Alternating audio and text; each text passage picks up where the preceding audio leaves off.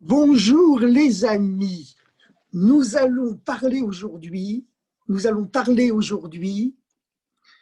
d'un événement maximal, un événement exceptionnel, car nous sommes en pleine sortie d'Égypte, en pleine sortie de l'exil.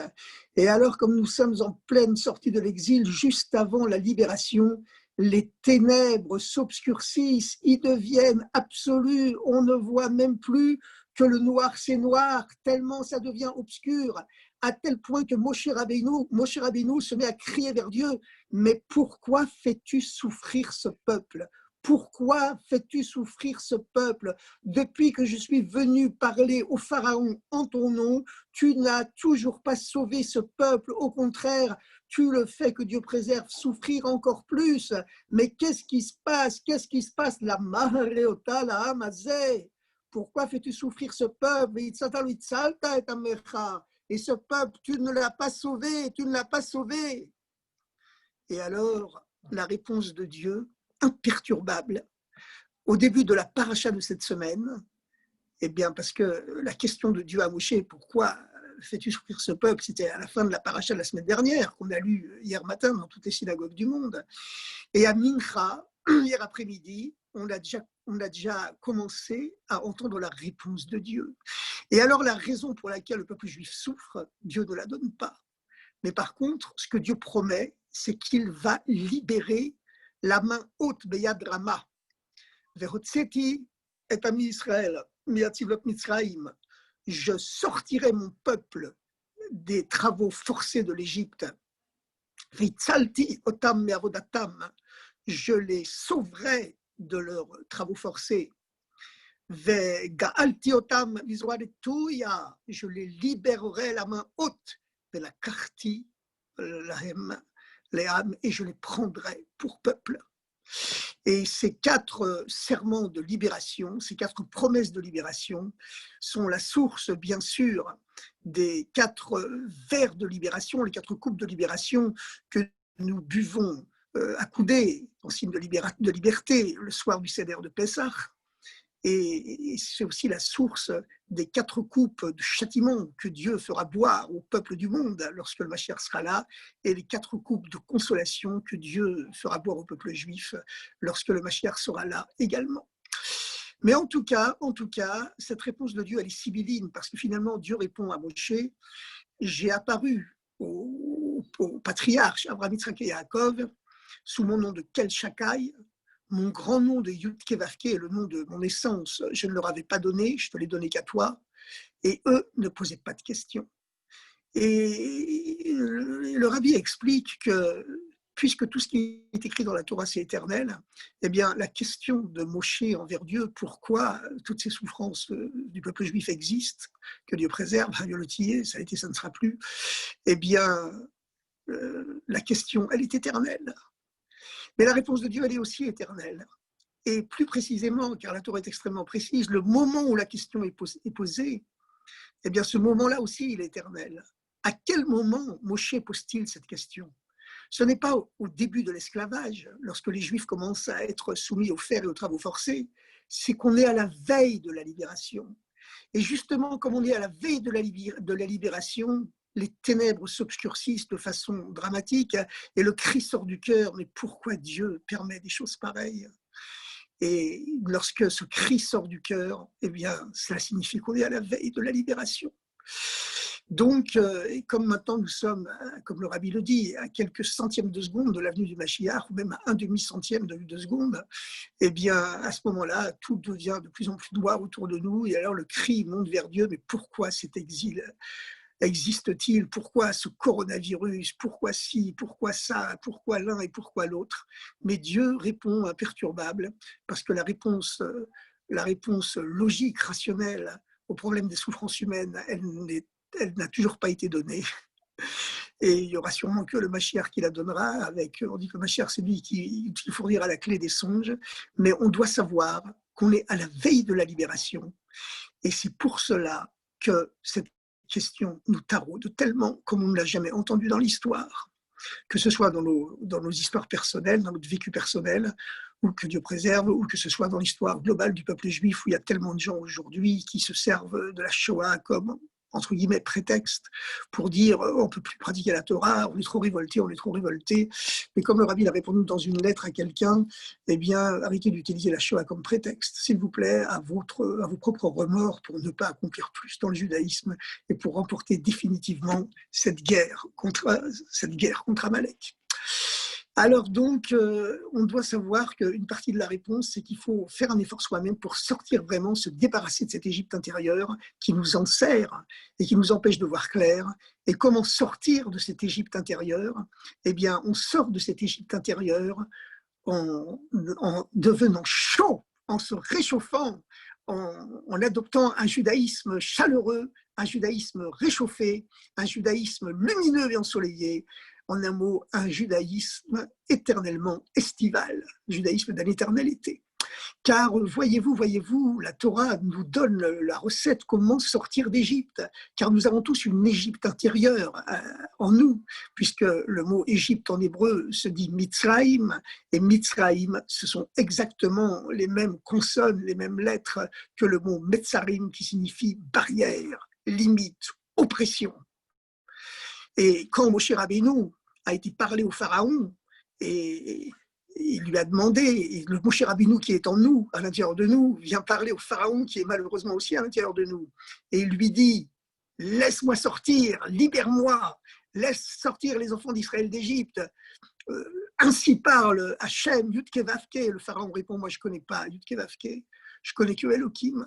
Elohim, c'est un ensemble de forces divines présentes dans la nature, ça je le sais bien, il en est conscient le Pharaon, il croit ça bien sûr, mais il ne croit pas dans Yudke Vavke. Vous savez la différence, c'est que Elohim en valeur numérique c'est égal au mot Hateva, la nature, tandis que Yudke Vavke, au contraire, c'est une forme agrammaticale du verbe être, qui inclut à la fois le présent, le passé et le futur, ça veut dire le niveau de Dieu qui est transcendant, qui est totalement au-delà de la nature. Et le Pharaon, il croit à un ensemble de forces divines qui sont présentes dans la nature, bien sûr. Elohim, c'est un pluriel, c'est Dieu immanent, qui est présent dans tous les atomes de la création. Le Pharaon est persuadé que ça existe, qu'il existe un Elohim, c'est évident. Mais Yudke Vavke est un Dieu au-dessus de la nature, au-dessus des lois du monde, et qui peut changer les lois du monde à son gré, alors que la loi veut qu'il y ait des hommes libres et des esclaves. Le Pharaon, il n'a jamais entendu parler de ça, il n'est pas capable d'accepter. Pourquoi n'est-il pas capable d'accepter? Il n'est pas capable d'accepter parce que la source de l'âme du Pharaon, contrairement à la source des âmes du peuple juif, la source de l'âme du Pharaon, elle est uniquement dans le Shem, dans le nom de Elohim. Tandis que la source des âmes juives, c'est le nom de Dieu transcendant, Yudke Vavke. Et la source de l'âme du Pharaon, c'est seulement le nom de Elohim, le niveau de Dieu qui est seulement, entre guillemets, immanent. Et même la source spirituelle du Pharaon, ce n'est pas tout le nom de Elohim, ce sont seulement les deux dernières lettres du nom de Elohim. Le Yud est le même final du nom de Elohim. Et c'est la raison pour laquelle Mitzraïm s'appelle Metzar, l'oppression, la limitation, la souffrance du Yud même. Mitzrayim, Metzar Yud même, l'oppression, la limitation, la souffrance du Yud même. Parce que non seulement le niveau de Dieu qui descend pour donner qui s'exile dans l'Égypte pour donner la vie à l'Égypte, ce n'est pas le niveau du Yudke Vavke, le niveau du Dieu transcendant, qui est la source des âmes juives. C'est seulement le nom de Elohim, mais ce ne sont pas toutes les lettres du nom de Elohim, c'est seulement les deux dernières lettres du nom de Elohim, là où la lumière divine est la plus voilée, la plus cachée. Et même ces deux dernières lettres, le Yud même du nom de Elohim, quand elle descend dans l'Égypte pour donner la vie à l'Égypte, elle se trouve dans un tel état d'exil qu'elle se trouve dans un état de souffrance, de limitation, d'oppression, et Égypte signifie Metzar Yud même, l'oppression, la limitation, la souffrance du Yud même. Et donc, comme le Pharaon, la source de son âme, c'est seulement les deux dernières lettres du nom d'Elohim, et dans un état de souffrance et de limitation extrême, eh bien, il est incapable de comprendre qu'il existe un niveau du Dieu transcendant qui est complètement au-delà de ces lois de la nature, qui s'expriment par le nom de Elohim, et qu'il faut libérer les esclaves et que tous les êtres humains deviennent libres. Et nous avons tous en nous un pharaon qui cherche comme ça à nous asservir à nos habitudes, à notre train-train quotidien, et qui cherche à nous limiter, à nous rendre pessimistes, à nous rendre défaitistes, que Dieu préserve. Mais nous ne nous laisserons pas faire. Et pour cela, la Torah nous explique comment on sort d'Égypte. On arrive à un niveau avec toute cette oppression où les dialogues intellectuels, les démonstrations philosophiques, les raisonnements intellectuels ne servent à rien. Quand Moshe il a expliqué au pharaon la grandeur du nom de Yudke Vavke, le pharaon était incapable de comprendre. Au contraire, il a accentué encore les souffrances de l'esclavage. Avant, les Hébreux se faisaient fournir la paille par les Égyptiens pour fabriquer les briques. Là, on a dit, puisque c'est comme ça, le pharaon a dit, tous des feignants, on ne leur donnera plus de paille. Ils devront fournir toujours malgré tout le même nombre de briques. Et l'exil, alors, a redoublé d'horreur, que Dieu préserve. Et c'est à ce moment-là que la question de Moshe, elle est montée vers Dieu, justement parce qu'on était à la veille de la libération et que les ténèbres s'étaient absolument obscurcies. Mais la Torah nous donne exactement le chemin pour sortir de cette Égypte intérieure. Et ce chemin, il est écrit dans la Torah. C'est qu'à un moment donné, il faut arrêter de parler, il faut arrêter d'expliquer. Et il faut envoyer les 10 plaies. Il faut envoyer les 10 plaies, en commençant par l'eau qui se transforme en sang, en continuant par les grenouilles qui vont ravager l'Égypte. Et là-dessus, il y a ce curieux détail qui nous compte que les grenouilles, elles ravageaient l'Égypte au point qu'elles rentraient même dans les fours de l'Égypte et qu'elles éteignaient le feu de l'Égypte.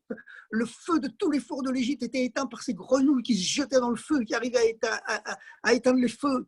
Pourquoi la Torah nous compte-t-elle cet étonnant détail que les grenouilles sacrifiaient leur vie pour aller éteindre les feux du Pharaon, les feux de l'Égypte?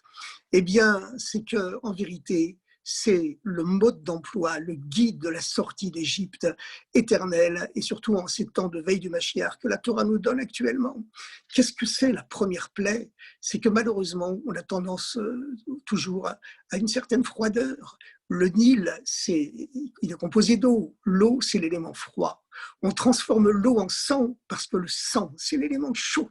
Transformer la froideur en chaleur, au-delà de tout raisonnement intellectuel, aller danser dans les rues à l'odeur du Mashiach, eh bien, c'est cela qui permet de sortir d'Égypte. C'est la première étape, transformer le froid en chaleur. Et une fois qu'on est chaud, qu'on est devenu chaud pour le judaïsme, pour notre propre héritage, pour notre propre identité, pour le Mashiach, eh bien, au-delà de toute limite et de toute logique que soi-disant convenue, eh bien, à ce moment-là, on peut envoyer la deuxième plaie. Qu'est-ce que c'est la deuxième plaie? Ben, c'est l'inverse.